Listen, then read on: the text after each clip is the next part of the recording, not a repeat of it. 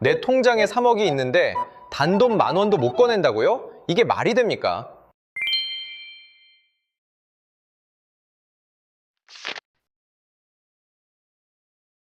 여러분, 지금 대한민국 상공에 주인 없는 돈 무려 154조 원이 둥둥 떠다니고 있다는 사실 알고 계셨습니까?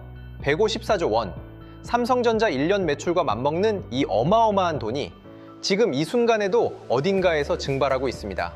도대체 누구의 돈일까요? 충격적이게도 이 돈의 주인은 바로 지금 이 영상을 보고 계신 여러분이 될 수도 있습니다. 평생 안 먹고 안 입으며 모은 내 노후 자금.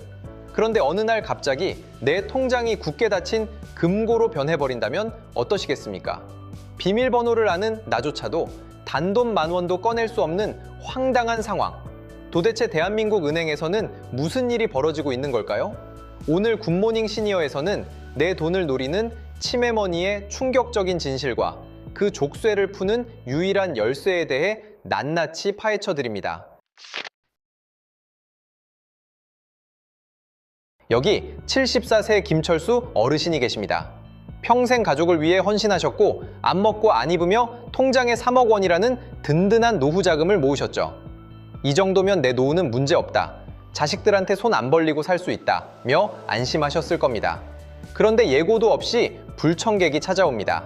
바로 치매입니다. 처음엔 현관 비밀번호가 헷갈리더니 급기야 은행 계좌 비밀번호조차 까맣게 잊어버리게 된 거죠.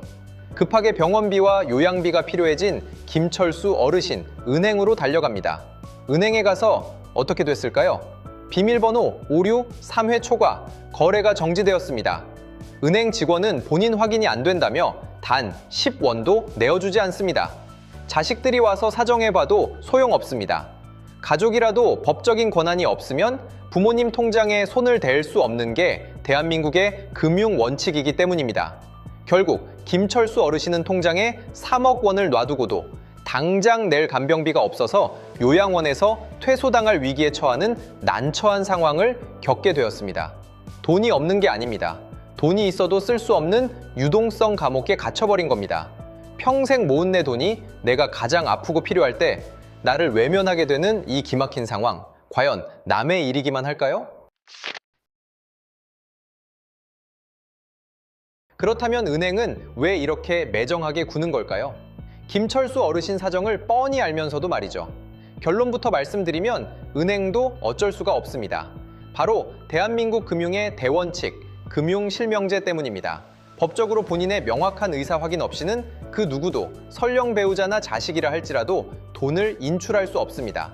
치매로 인지 능력이 흐려지셨다면 은행 입장에서는 이분이 진짜 돈을 찾고 싶은 건지 아니면 누군가에게 조종당하고 있는 건지 확인할 길이 없는 거죠. 너무 융통성 없는 거 아니냐고요? 하지만 슬픈 현실은 이 답답한 제도가 없으면 어르신들의 돈은 순식간에 먹잇감이 된다는 겁니다. 뉴스를 보십시오. 믿었던 간병인이 비밀번호를 훔쳐보고 야금야금 돈을 빼가거나 자식들끼리 부모님 재산을 두고 서로 내가 모시겠다며 통장을 뺏으려 다투는 일이 비일비재합니다. 심지어는 보이스피싱범들이 판단력이 흐려진 어르신을 노리고 접근하기도 하죠. 결국 은행의 그 깐깐한 절차는 내 돈을 지키기 위한 최후의 방어막이었던 셈입니다. 문제는 그 방어막이 너무나 강력한 나머지 정작 돈 주인인 나까지도 밖으로 쫓아내버렸다는 것이죠. 이것이 바로 치매머니가 가진 딜레마이자 우리가 마주한 154조 원 미스터리의 핵심입니다. 도둑을 막으려다 주인까지 굶어 죽게 생긴 이 기막힌 상황. 그런데 말입니다. 바로 옆집에 사는 이영희 어르신은 치매 중기인데도 아무런 문제 없이 병원비를 척척 내고 계십니다. 도대체 무슨 마법을 부린 걸까요? 자, 여기 옆집에 사는 이영희 어르신을 보실까요? 놀랍게도 이분 역시 3년 전 김철수 어르신과 똑같이 치매 판정을 받으셨습니다. 심지어 지금은 병세가 깊어져서 은행 비밀번호는커녕 자녀들 전화번호도 기억을 잘 못하십니다. 그런데 참 신기하죠? 이영희 어르신의 통장은 멈추지 않았습니다. 매달 25일이 되면 요양병원비 150만 원이 병원으로 딱딱 입금되고 며느리에게는 간병비가 정확하게 이체됩니다. 자식들이 돈 때문에 싸울 일도 은행 창구에서 실랑이 할 일도 전혀 없죠. 도대체 비결이 뭘까요? 이영희 어르신은 정신이 맑을 때 치매 안심 신탁이라는 제도를 미리 활용했기 때문입니다. 이름이 좀 어렵나요? 쉽게 말해 내 돈에게 미리 명령을 내려두는 것입니다. 내가 건강하고 판단력이 있을 때 은행이랑 딱 약속을 해두는 겁니다. 내가 나중에 치매에 걸려서 정신이 깜빡깜빡하더라도 내 병원비랑 생활비만큼은 묻지도 따지지도 말고 병원으로 바로 보내줘 라고 말이죠. 이렇게 미리 법적인 명령을 걸어두면 그 누구도 이 돈을 건드릴 수 없습니다. 나쁜 마음을 먹은 지인도, 보이스피싱 사기꾼도, 심지어는 자식들조차도 부모님 허락 없이는 돈을 빼갈 수가 없게 되는 거죠. 결국 신탁은 단순한 금융상품이 아닙니다. 기억이 사라진 뒤에도 내 평생 모은 돈이 오직 나를 위해 쓰이도록 만드는 가장 확실한 내 자산의 보디가드인 셈입니다. 자, 여기까지 들으시고 고개를 갸웃하는 분들 계실 겁니다. 에이, 신탁. 그거 드라마에 나오는 재벌 회장님들이나 하는 거 아니야? 수수료 비싼 거 아니야? 배보다 배꼽이 더 큰 거 아니야? 지금부터 그 오해와 진실, 그리고 반드시 따져봐야 할 단점까지 제가 솔직하게 다 까발려 드리겠습니다. 첫째, 부자만 할 수 있다. 정답은 아니오입니다. 예전에는 수억 원이 있어야 받아줬지만 요즘은 문턱이 확 낮아졌습니다. 은행마다 다르지만 최소 몇백만 원, 몇천만 원 단위로도 가입이 가능한 곳이 많아졌거든요. 꼭 거창한 유산이 아니라 당장 내 병원비로 쓸 자금만 묶어두는 것도 충분히 가능합니다. 둘째, 공짜인가요? 이건 확실히 말씀드립니다. 공짜 아닙니다. 흔한 표현으로 은행도 땅 파서 장사하는 게 아니기 때문에 내 돈을 관리해주는 대가로 운용 수수료를 떼어갑니다. 보통 연 0점 몇 % 정도 되는데요. 내 돈 맡기는데 돈까지 내야 해? 라고 생각하실 수 있습니다. 저도 충분히 그 마음 이해합니다. 하지만 나중에 치매 걸려서 성년후견인 선임하고 변호사 쓰고 법원 왔다 갔다 하는 비용과 시간을 생각해 보세요. 그거에 비하면 이 수수료는 내 노후를 위한 보험료라고 생각하는 게 훨씬 남는 장사일 수 있습니다. 그렇기 때문에 무조건 덜컥 가입하지 마십시오. 은행마다 수수료도 다르고 맡겨야 하는 최소 금액도 다 다릅니다.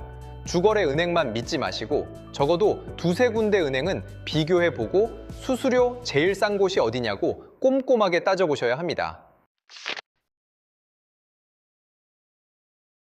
마지막으로 오늘 영상을 보신 분들이 꼭 기억하셔야 할 숫자 하나가 있습니다. 현재 대한민국에서는 65세 이상 어르신 10분 중 1분이 치매를 앓고 있습니다. 그런데 더 무서운 건 이 숫자가 얼마나 빠르게 늘고 있느냐입니다.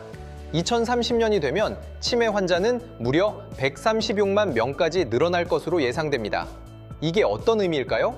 오랜 친구 10명이 모이는 동창회가 있다면 그 자리에는 적어도 한두 명은 반드시 겪게 되는 문제라는 뜻입니다. 피할 수도 없고 도망칠 수도 없는 아주 냉정한 확률의 문제인 거죠. 설마 나는 아니겠지. 이렇게 방심하는 순간 그 10%의 가능성은 예고 없이 내 삶에 들어올 수도 있습니다. 그래서 오늘 제가 치매머니와 신탁제도를 굳이 꼼꼼하게 비교해서 설명드린 이유가 바로 여기에 있습니다. 평생 피땀 흘려 모은 내 자산을 지킬 수 있는 방법은 우리가 건강할 때 미리 선택할 수 있기 때문입니다. 정부의 제도를 활용할지, 은행의 제도를 선택할지, 그건 여러분의 몫입니다. 하지만 가장 위험한 선택은 아무런 준비도 하지 않은 채 손을 놓고 있는 것입니다. 지금 내가 건강할 때 미리 채워둔 이 금융안전벨트가 훗날 기억이 희미해진 나를 끝까지 지켜주는 가장 든든한 보호자가 되어줄 수 있습니다. 오늘 전해드린 이 정보가 여러분의 10년 뒤 존엄을 지키는 작은 준비가 되길 바랍니다. 내용이 도움이 되셨다면 소중한 친구분들께도 꼭 공유해주세요. 함께 준비하는 게 가장 든든하니까요. 지금까지 시니어의 든든한 정보 동반자 굿모닝 시니어였습니다. 감사합니다.